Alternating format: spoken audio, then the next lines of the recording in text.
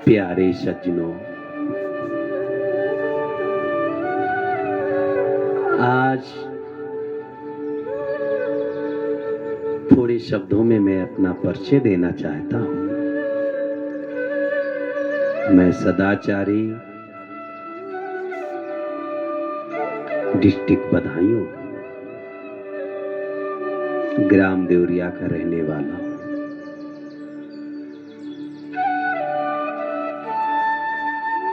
हमारी आवाज को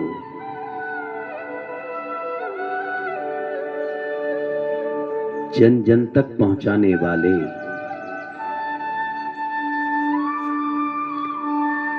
हमारे परम श्रद्धेय परम पूजनीय गुरुदेव स्वामी चेतनानंद शर्मा जी के सुपुत्र सुखदेव शर्मा जी पहुंचा रहे हैं। प्यारे सज्जनों, आज सुख और दुख क्या है,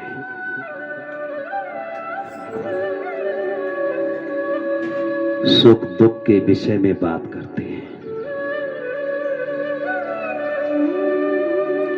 सुख और दुख की यही परिभाषा है। प्यासा आदमी पानी के गिलास की तलाश करता है, यदि उसे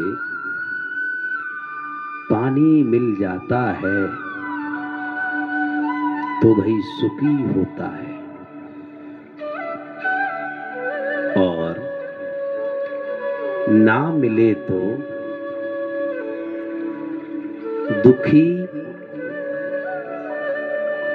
ना मिले दुखी। कोई महत्वाकांक्षी व्यक्ति संसार का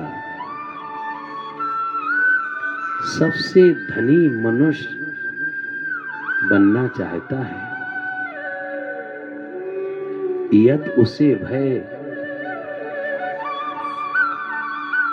यदि इसमें वह सफल हो जाता है तो वह सुखी होगा,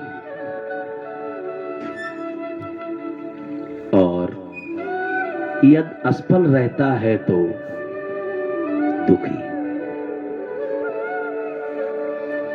दोनों दशाओं में सुख और दुख की शर्त एक ही है। कोई अनुभूति वांछित दिशा में जा सकती है या नहीं। जो अनुभूति किसी भी दिशा में ना जाना चाहे, उससे हमें ना सुख मिलता है ना दुख। जब तक हमारी अनुभूतियां दिशागत हैं, हमें सुख के साथ दुख का अनुभव होना स्वाभाविक है, क्योंकि हमारी अनुभूतियों की किसी विशेष दिशा में गति हमेशा सफल नहीं हो सकती।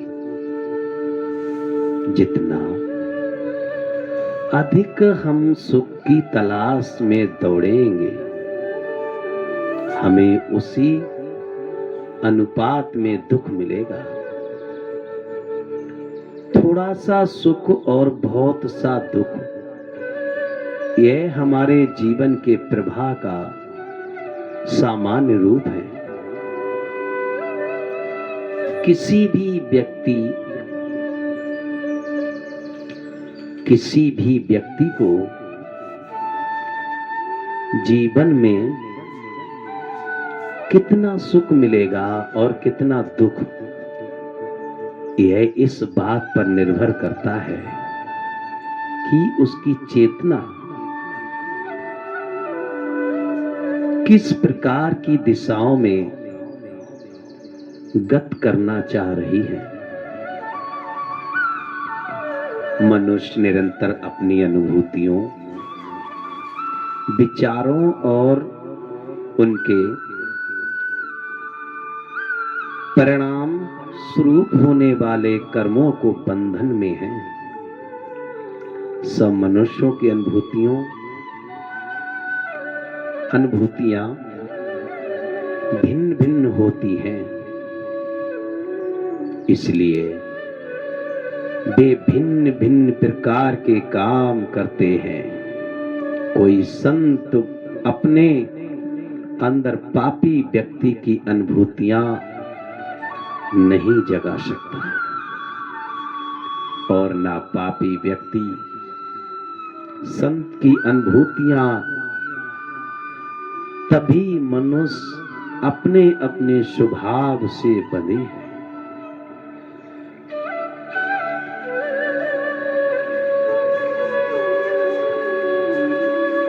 जो उनके अंदर विद्यमान अनुभूतियों से निर्धारित होता है, और ये अनुभूतियां किसी ऐसी शक्ति के द्वारा उत्पन्न होती हैं जिस पर उनका कोई बस नहीं है, कोई बस नहीं है।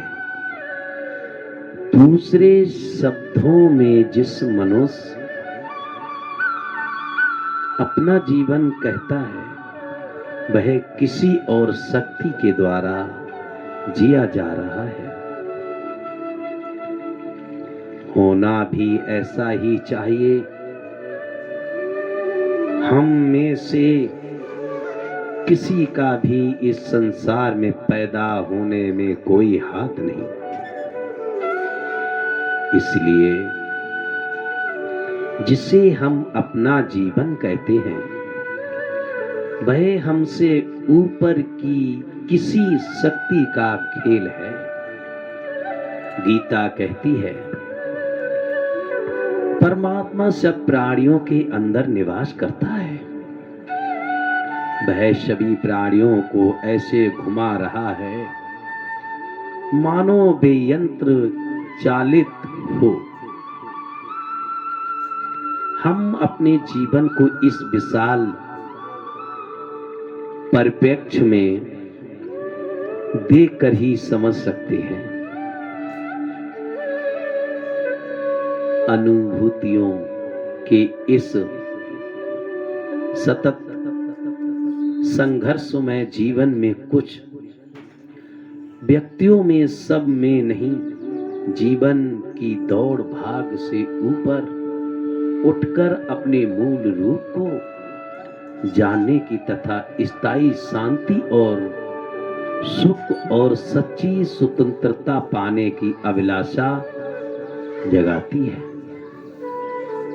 गीता का कहना है कि यह अभिलाषा तभी पूरी होगी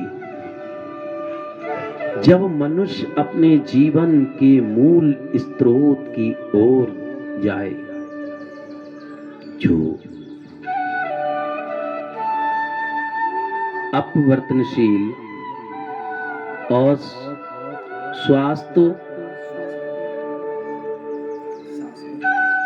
शाश्वत विश्व चैतन्य में है,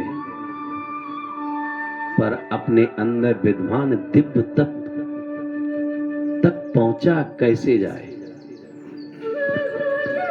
अवश्य ही पहली बात तो यह समझने की है कि जिन्हें हम अपने कर्म कहते हैं वे हमसे ऊपर की किसी शक्ति द्वारा किए जा रहे हैं। परम हमें लगता तो यह है कि अपने सभी काम हम स्वयं कर रहे हैं, इसलिए हम उन्हें अपनी जिम्मेवारी समझते हैं। और जब भी हमारे कामों का कोई अच्छा परिणाम निकलता है तो उसका श्रेय लेना चाहते हैं। हमारी सारी न्याय व्यवस्था इसी धारणा पर आधारित है कि प्रत्येक व्यक्ति अपने कर्मों के लिए उत्तरदायी है।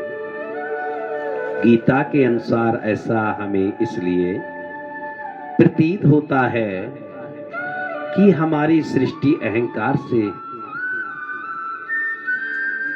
आच्छादित है। इस अहंकार को समझने की आवश्यकता है, क्योंकि इसी के सहारे उसे समझा सकता है, जिसे हम अपना आया स्मृता कहते हैं। बोलिए गुरुदेव भगवान की जय। बोलिए सच्चिदानंद भगवान की जय।